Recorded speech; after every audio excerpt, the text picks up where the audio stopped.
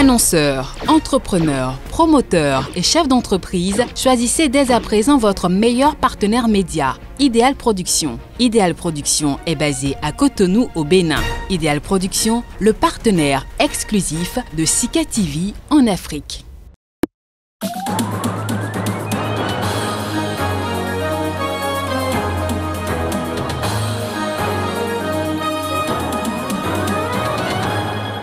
Huitième semaine de manifestation contre le président Déby au Tchad. Plusieurs dizaines de chefs de parti et membres de la société civile interpellés puis relâchés par la police.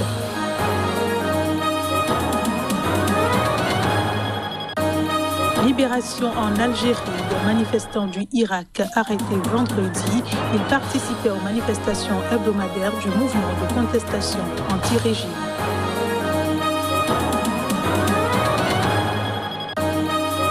Et puis le port-conteneur Ever-Given qui obstrue le canal de Suez et pénalise le trafic maritime se trouve lundi à 80% de la bonne direction.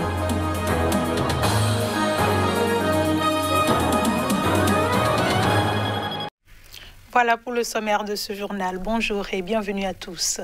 En Centrafrique, Martin Ziguélé et Karim Mekassoua, tous deux candidats à la présidentielle de décembre, sont désormais interdits de quitter le territoire par les autorités. Ils souhaitaient se rendre au Niger pour l'investiture du nouveau président Mohamed Bazoum quand la mesure a été portée à leur attention. Le reportage pour plus de précisions.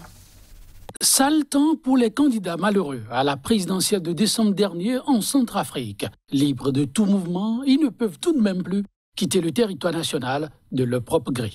Après Anissé Georges Dologuélé, qui s'est vu imposer une interdiction formelle de quitter le pays, à Martin Ziguélé et Karim Mekassoua de devoir subir le même sort. En effet, l'ancien Premier ministre Martin Ziguélé et l'ancien président de l'Assemblée nationale Karim Mekassoua, tous deux candidats lors de la dernière présidentielle, avait formulé une demande d'autorisation de sortie hors du territoire national afin de se rendre à Niamey en vue de répondre à l'invitation pour l'investiture du nouveau président élu du Niger, Mohamed Bazoum. Une demande rejetée par le ministre de la Sécurité publique sur ordre, dit-on, du chef de l'État, Faustin Archange Touadéra. Un flot incompréhensible pour Martin Ziguélé qui dénonce un retour de l'arbitraire et de l'autoritarisme et un déni de droit. Les différentes démarches des concernés pour avoir gain de cause sont restées pour l'instant sans suite. Selon un proche du pouvoir intervenant sous anonymat, la mesure controversée puiserait sa source dans la volonté de l'exécutif de ne prendre aucun risque sécuritaire avant l'investiture du président réélu. Investiture prévue pour se tenir le 30 mars prochain. Je le disais en titre, en Algérie, les 7 militants arrêtés vendredi dernier à Alger ont été libérés ce dimanche. Ils avaient été arrêtés lors de la manifestation hebdomadaire du Irak, mouvement de contestation anti-régime. Les précisions. Libération des manifestants du Irak arrêtés vendredi dernier à Alger.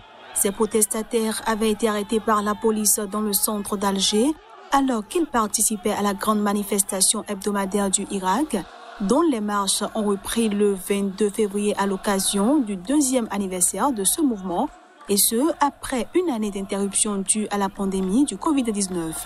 Les concernés avaient auparavant été entendus par un juge d'instruction du tribunal de Sidi Mohamed, dans le centre d'Alger.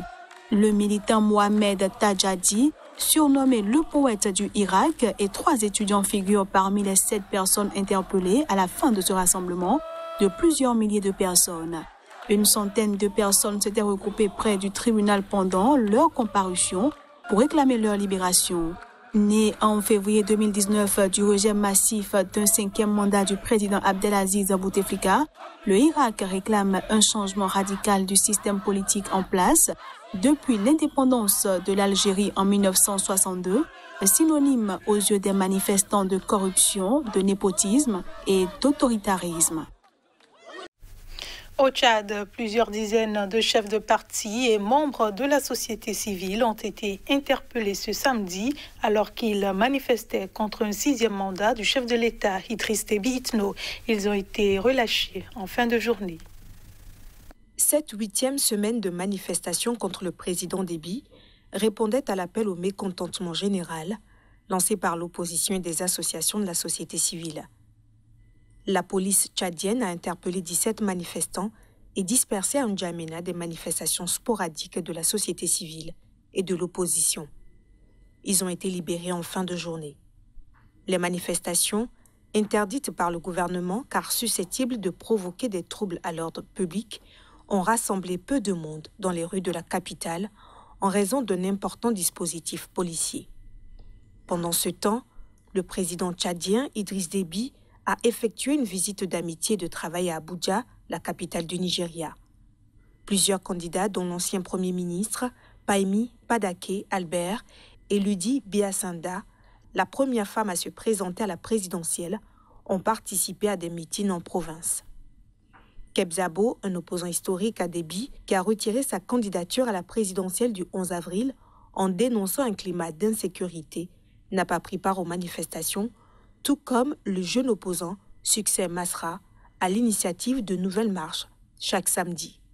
Le pouvoir est accusé en particulier ces derniers mois de réprimer toute opposition en interdisant les rassemblements de partis ou de mouvements de la société civile qui réclament une alternance au pouvoir. Les rivaux les plus farouches de Déby, ayant vu leur candidature invalidée ou s'étant retirés de la course, ce sont donc 5 candidats sur les 16 qui avaient annoncé leur participation initiale qui affronteront le maréchal le 11 avril.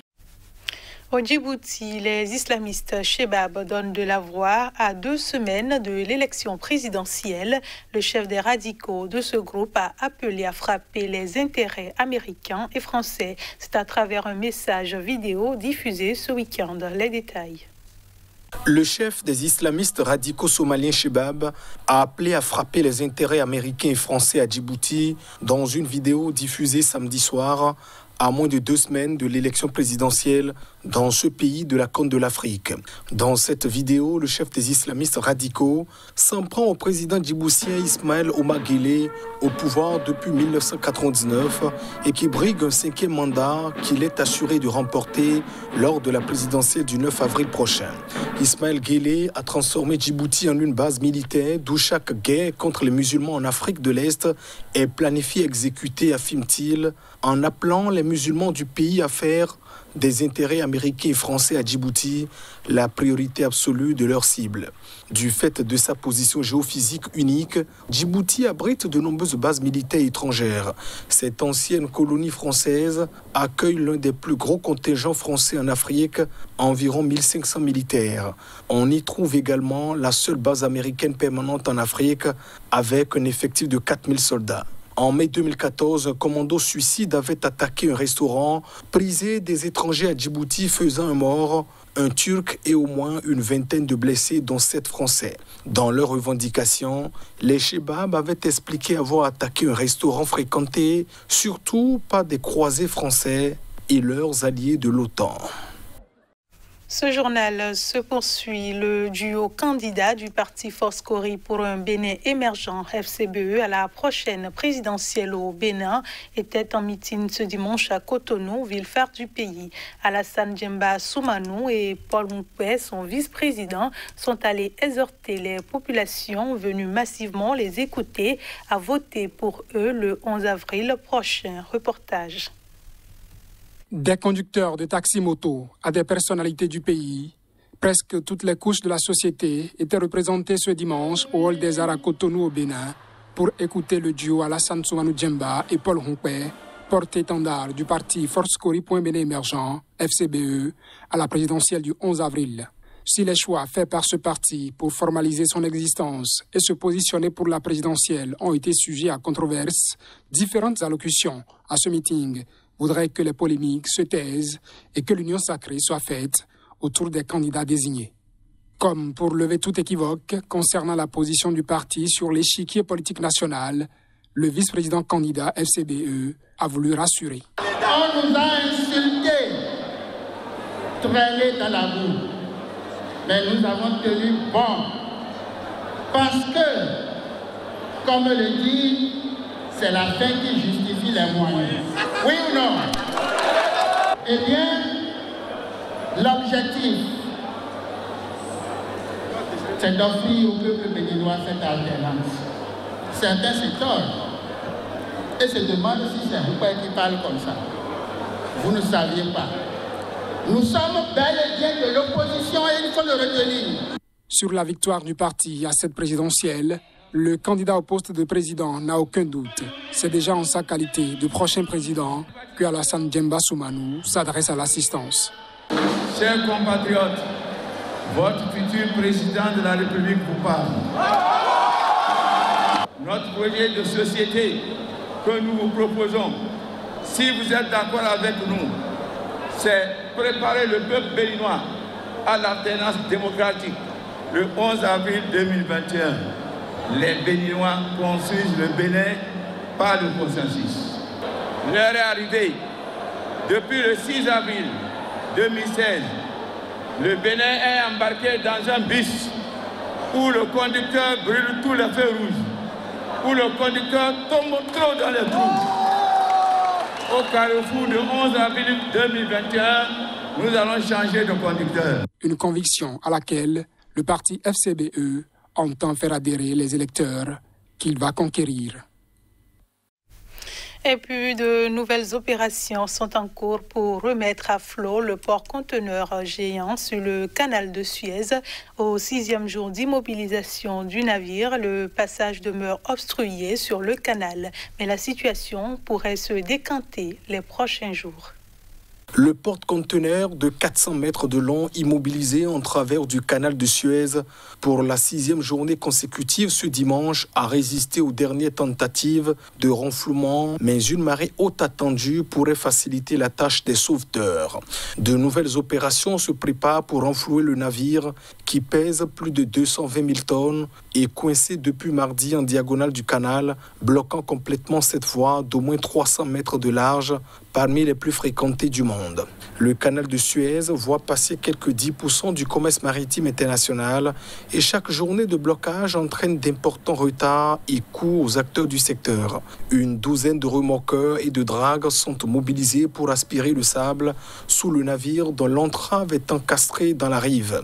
Selon le porte-parole de l'autorité égyptienne du canal de Suez, quelques 27 000 mètres cubes de sable ont déjà été dégagés à 18 mètres de profondeur. En attendant, le porte-conteneur bloque plus de 300 bateaux coincés aux deux extrémités du passage reliant la mer Rouge à la mer Méditerranée. Chaque jour d'immobilisation pourrait coûter entre 6 et 10 milliards de dollars au commerce mondial. C'est ici que se referme ce journal. Merci de votre fidélité. Restez avec nous. L'info revient dans un instant.